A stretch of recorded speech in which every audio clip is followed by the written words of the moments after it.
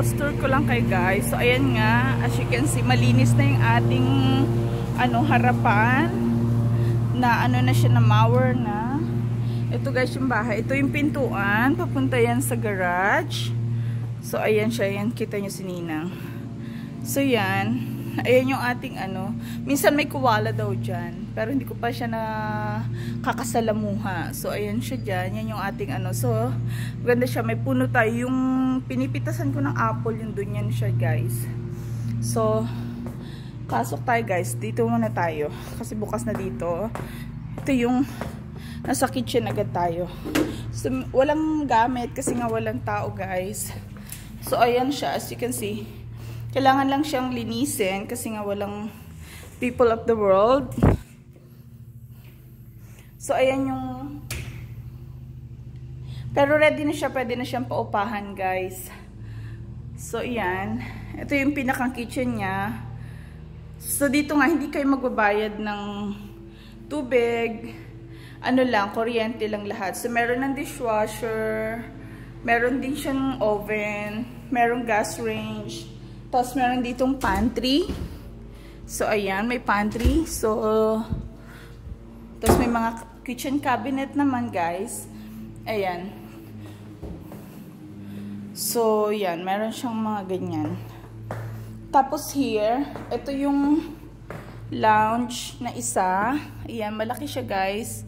So ayan, so ayun yung heater. Pwede tayong gumamit yun ng kahoy. Tapos dito, ayan. So ito, another room to guys. So ayan nga, pwede dito study room, this area, na may overlooking nga dun sa labas. As you can see, ayan, yung ating inikutan kanina. So ito pa rin, ayan, may table nga dyan, ayan o. So ayan, may ceiling pan. Hindi mo kailangan mag ito yung naman, ang tawag dito, labahan. So meron dito nilagyan ng mga ating mga detergents and everything. So dyan yung washing machine, dyan ilalagay.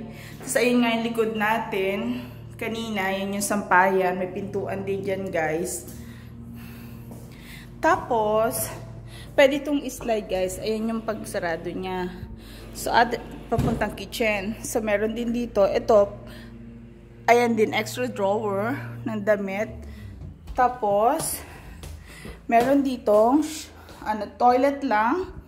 Ito, shower and toilet dito sa area na to. So ayan, may salamin din dyan. Ayan yung shower. Tapos may isa pang room dito. Ayan, medyo maliit lang yung kwarto dito, isa. Tapos pag diniretso mo dito, ito pwedeng gawing wardrobe. Ito, isang room to guys. Ito yung pintuan niya.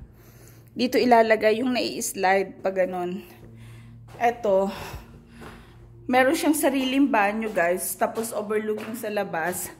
As you can see, pakita ko sa inyo yung light. Ayan, kita nyo naman kung gaano kaganda. Ayun yung shower.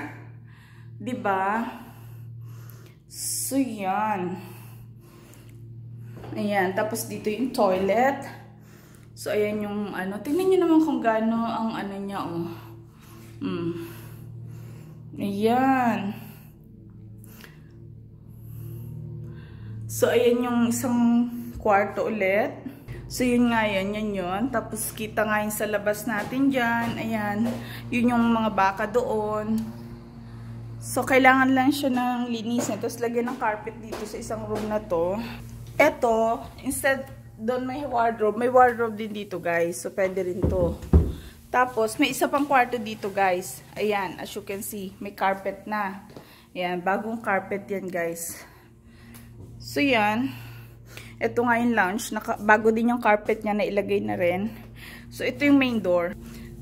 Tapos yan, papunta yan doon sa garahe. So garahe, yan. So ayan nga yung garahe. Tapos may extra dito na garahe pa. Ayan guys. Yan. Papunta dun sa likod. Thank you for watching guys. See you again next time.